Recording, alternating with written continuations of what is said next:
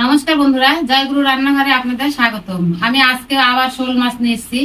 তো আজকে আমাদের শোলটা বাজার থেকে কিনে এনেছে, আজকে বড় শোল। যাই হোক, দেখে লোভ মানেনি, তো নিয়ে নিয়েছে।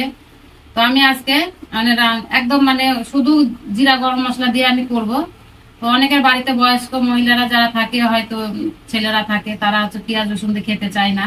তো ওদেরও ইচ্ছা করে যে একটু জিরা গরম মশলা দিয়ে আমরাও খাই শোল মাছটা। তো আমি চাইছি ওইভাবেই আমি আজকে করে দেখাবো আপনাদের। এর আগে আমি পেঁয়াজ রসুন দিয়ে করেছিলাম হালকা। তো যাই হোক, আজকে আলু দিয়ে করব। আর আমি এই তো মশলা দিয়ে, যেটা আমি দিয়ে করব আপনাদের করে দেখাচ্ছি, আপনারা দেখুন। তো আমি কড়াইটা এখানে বসিয়ে দিয়েছি। তো আমি কড়াইতে এখনই ইলিশ মাছ রান্না করলাম, তো ওই কড়াইতেই আমি আজকে আবার এই শোল মাছটা করব। তো শোল মাছটা করে আমি এখন, যাই হোক, তেলেটা ভেজে আমি দেখাচ্ছি আপনাদের। তো আমার কড়াইটা গরম হয়েই এসছে, এবার আমি তেলটা দিয়ে দেবো।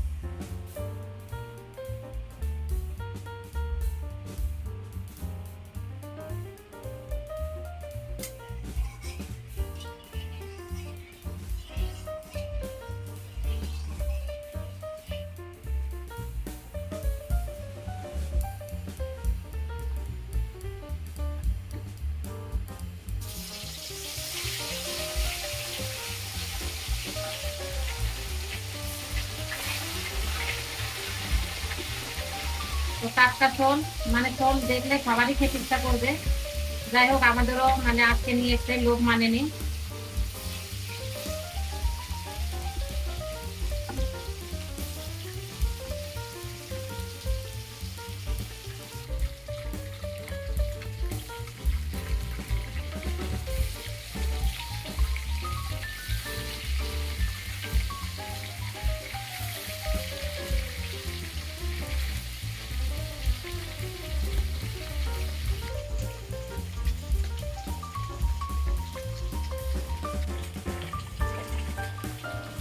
তো এই যে আমার মাছটা ভাজা হয়ে গেছে, আমি তুলে নেবো। আমি একদম কড়া করে মাছ ভাজি না, বেশি কড়াও না, একবারে বেশি নরমও না। তো এই যে আপনারা দেখছেন, একটু লাল লাল ভাব হয়েছে এই পিঠ আর ওপিঠ। তো আমি এবার মাছগুলোকে তুলে নিই।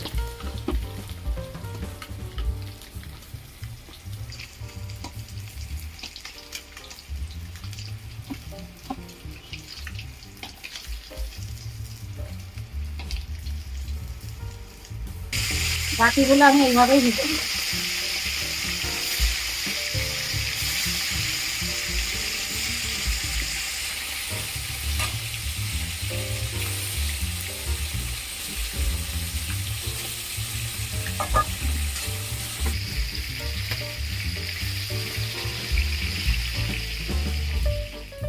আমি ওই তেলে আরেকটু তেল দিয়েছি, এবার জিরা, শুকনো লঙ্কা, তেজপাতা, গোটা এই যে দারচিনি, এলাচ আর লবঙ্গ আছে।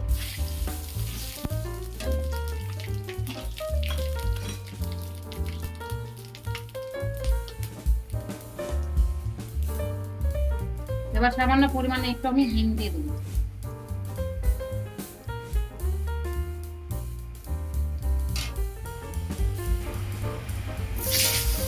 এবার আমি এখানে দুটো আলু বানিয়ে রেখেছি, বেশি না, একদম সামান্য একটু। মাছ বেশি কিন্তু সবজিটা কম, আলুটা একদমই আমি কম দিয়েছি। দুটো ভেঙে দেবো আলু, আর একটু ঝোলে দু একটা রাখবো।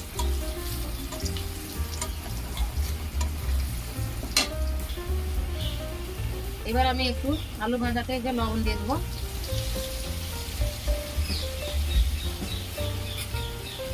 আর দিয়ে দেবো একটু হলুদ।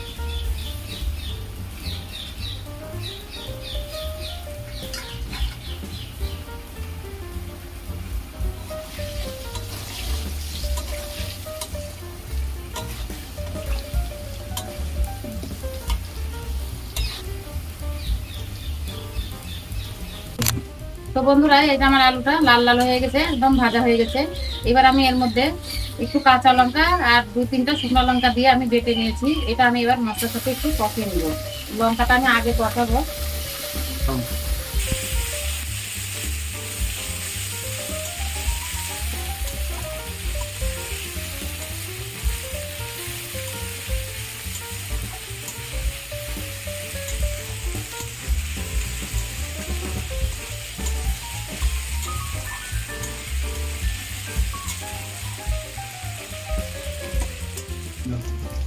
এবার আমি আদা বাটা আর এই যে জিরা আর এই ধনা এর মধ্যে বেটে রেখেছি, এই যেটা আমি দিয়ে এবার কষাবো। টমেটোটাও দিয়ে দেবো, এখানে একটা টমেটো আছে, বড় টমেটো।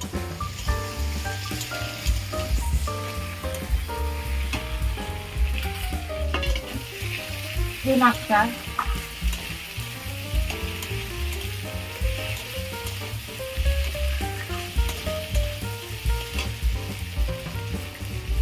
এবার আমি এই মশলাতে লবণ দিয়ে দেবো।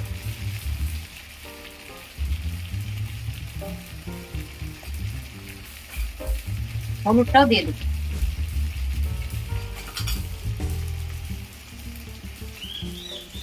এবার দিয়ে দেবো মশলা বাটার জল।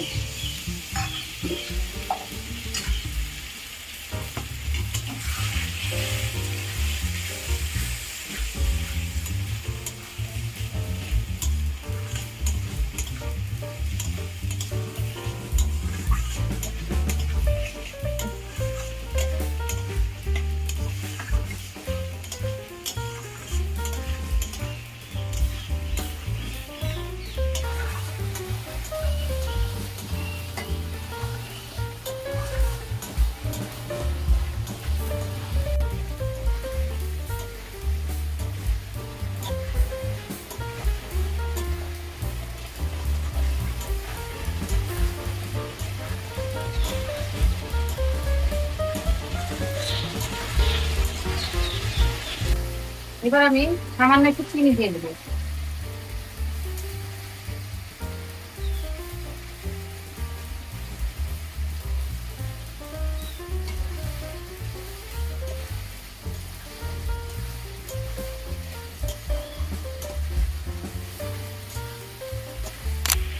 আমার মশলাটা কষানো হয়ে গেছে, পুরো আলু টালু একদম গলে গেছে। এবার আমি জল দেব।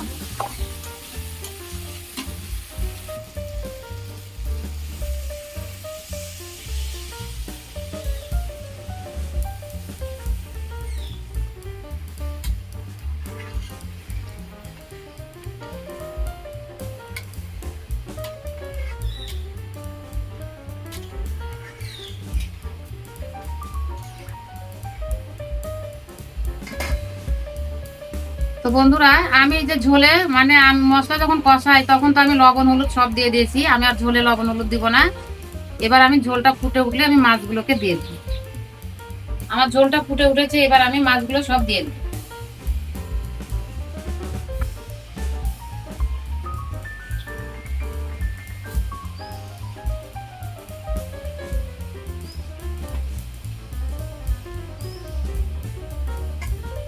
বন্ধুরা, এই যে আমার মাছটা মানে অনেকটাই বড়, ওই জন্য আমি আলু কম দিয়েছি, শুধু মাছ মাছই হবে। আমি কড়াইটা দিয়ে জল দিয়েছিলাম যতটুকু, কড়াই একদম ভরে গেছে মাছে। তো যাই হোক, আমি একটু জল ফুটাবো, ফুটিয়ে নামিয়ে নেব। তো এবার আমি এটা তরকারিটাকে ভালো করে ঢাকা দেব।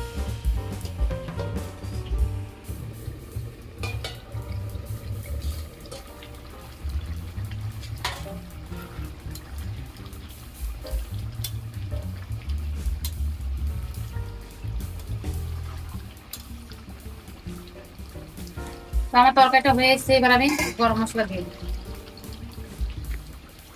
সামান্য একটু এর মধ্যে গরম মশলা, জিরা, ধনে সবকিছু ভেজে নিয়েছি আমি মিক্স করে, এটা একটু ছিটিয়ে দেবো।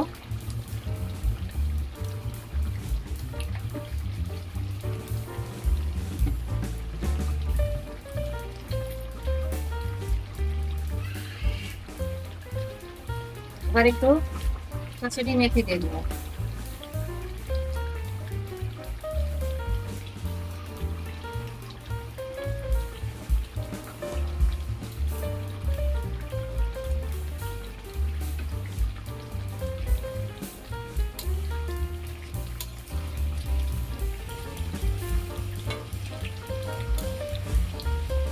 তো বন্ধুরা, আমার তরকারিটা হয়ে এসছে, এবার আমি আরেকটু ঢাকা দিব।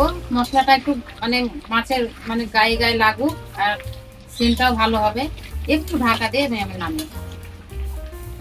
আজকে আমি মাছকে গোটা গোটাই রেখেছি।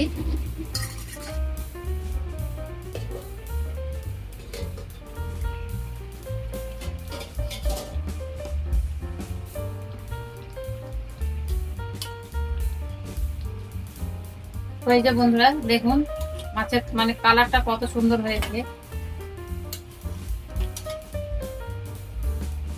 আর মাছের এই যে মানে গরম মশলার যে একটা সেন্ট, জিরার গরম মশলা খুবই সুন্দর।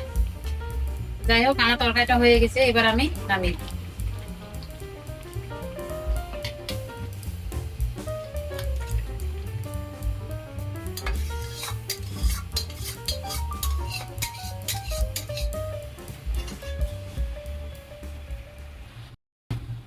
তো বন্ধুরা দেখুন তরকারিটা কেমন হয়েছে।